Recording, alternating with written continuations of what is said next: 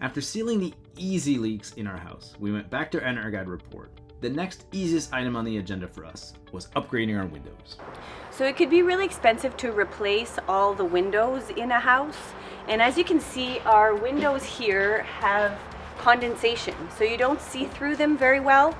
And that means that the gas that is in between the two panes of windows, there's no more gas, and these windows need to be changed. So instead of changing the whole window, we're just changing the glass. And so that could be a less expensive option, and we're changing the glass and adding that gas in between the two panes of windows to add insulation. Finally, there's a really big projects, like insulating our main walls, insulating our foundation, and insulating our attic. There's a few ways you can improve your exterior walls insulation. So one way is by the outside. So you can remove the siding, add some insulation with foam, and then re-add the siding. So that's one way, is from the outside. One of the benefits from doing it from the outside is that you don't have to move out.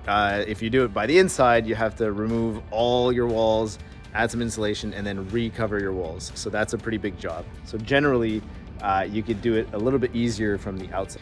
If we wanted to insulate from the outside and remove this siding, it would be very costly because these are asbestos shingles. So whenever you take this off, the fibers can go into the air and you don't want to breathe those in. So taking those off would be really expensive.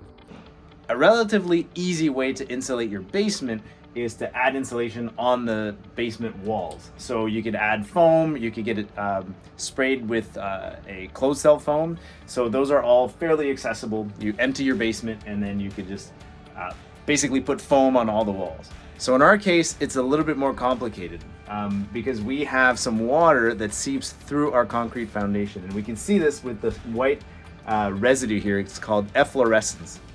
So what that is when the water seeps through, it's the minerals inside the concrete that stay on the foundation wall when the water evaporates. So the first thing we need to do is actually make sure that there's no water that will seep through the concrete wall, and the only way we can do that is from the outside. So first, you need to prevent the water from going through the foundation. So you need to put a membrane on the foundation to prevent the water from seeping through. So that's the first thing you need to do because we have moisture going through. And the only way to do that is from the outside. And that would involve a pretty big job. That would be digging all around our foundation. So we did a huge trench all around the foundation and then basically fix the foundation, put a membrane, and then you can add some insulation. Now, you can imagine if we dig a huge trench around our house, it would be a really big job. The other thing to remember is if you dig all around your house to fix your foundation, you have to remove anything that's around. So this deck, the thermal pump, everything would have to move.